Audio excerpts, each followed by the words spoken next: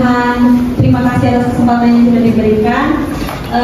Pada sore hari ini, Tania di sini cuma ingin mengucap syukur atas kasih yang sudah Tuhan berikan, atas penyertaan yang Tuhan berikan pada Ibu Tania selama beberapa hari ini hingga saat ini. Jadi Tania ingin menyaksikan bahwa beberapa hari ini itu Tania itu merasakan perasaan jauh dari Tuhan. Ada kekosongan dalam keimanan Tania yang lain bikin Tania itu di saat menyembah, di saat berdoa itu rasanya sudah kurang, gak ada feelnya sama sekali. Ada perasaan jauh dari Tuhan. Nah, waktu perasaan itu datang, banyak akhirnya sisi hal-hal negatif yang datang dalam hidup Tania, hingga akhirnya muncul perasaan, muncul pemikiran bahwa Tuhan itu jahat gitu. Tuhan itu jahat, kenapa kok rasanya kayak Tania ditinggalin, kenapa kok Tania harus merasakan kesusahan seperti itu. Itu datang akhirnya dalam hidup Tania. Nah, puji Tuhannya pada waktu itu tiba-tiba Tania itu dapat satu ayat, baca-baca di Instagram, terus ketemu satu ayat di ayat Yohanes 3 ayat 16. Ayat yang pasti kita semua udah tahu, yaitu karena begitu besar kasih Allah ke dunia ini sehingga Ia mengaruniakan anaknya yang tunggal supaya setiap orang yang percaya tidak binasa melainkan beroleh hidup yang kekal. Nah, dari ayat itu hal yang bisa menyadarkan Tania pada saat itu adalah bahwa Tuhan itu sudah mati bagi kita. Dia itu sudah disalibkan, bahkan hari ini kita memperingati hari kematian Tuhan. Nah, kadang itu kita itu lupa akan kasih Allah, akan pengorbanan Dia, akan salibnya Dia, sehingga kadang itu kita merasa kalau Tuhan jahat, Tuhan tidak ngasih kita. Padahal sebenarnya kasih yang paling besar itu sudah Tuhan berikan pada kita, yaitu hidup kita sendiri. Itu adalah kasih Tuhan yang paling besar. Nah, dari ayat itu Tania benar-benar bersyukur karena Tuhan sudah memberi kesadaran pada Tania. Makanya juga Tania berdiri di sini ingin mengatakan bahwa jangan pernah merasa bahwa Tuhan itu jahat pada kita, jangan pernah merasa bahwa Tuhan itu meninggalkan kita, karena bentuk kasihnya itu sudah Dia berikan pada kita, yaitu bentuk kebangkitan. Yang cuma itu yang Tania sampaikan. Terima kasih, Tuhan Yesus memberkati.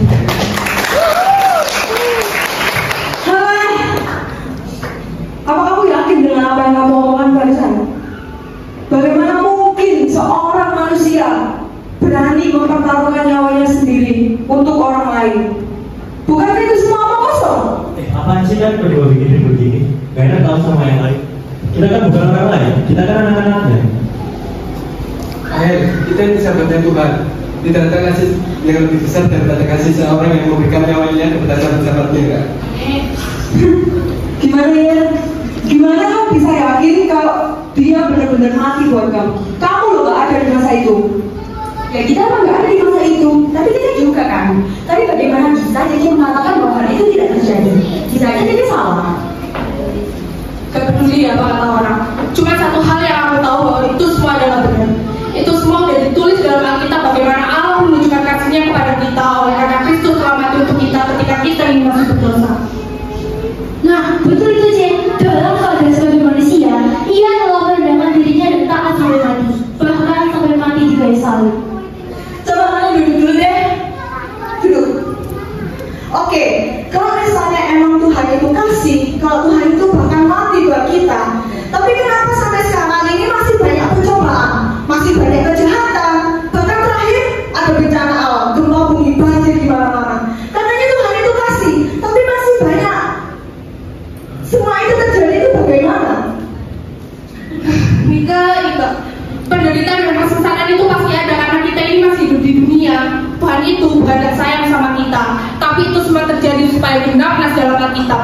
Ya walaupun nantinya dunia ini bakal hancur, langit dan bumi ini bakal berlalu, tapi kasih dan pemeliharaan Tuhan itu bakal tetap abadi, asalkan kita sebagai anak-anaknya itu tetap taat sama Tuhan. Terus kenapa masih banyak kejahatan di dunia ini? Ya karena kasih dunia ini sudah menjadi dingin dan kehendak manusia sudah berbelok dari Tuhan. Nah, kamu Kamu kan tadi bilang kasih dunia itu udah jadi dingin.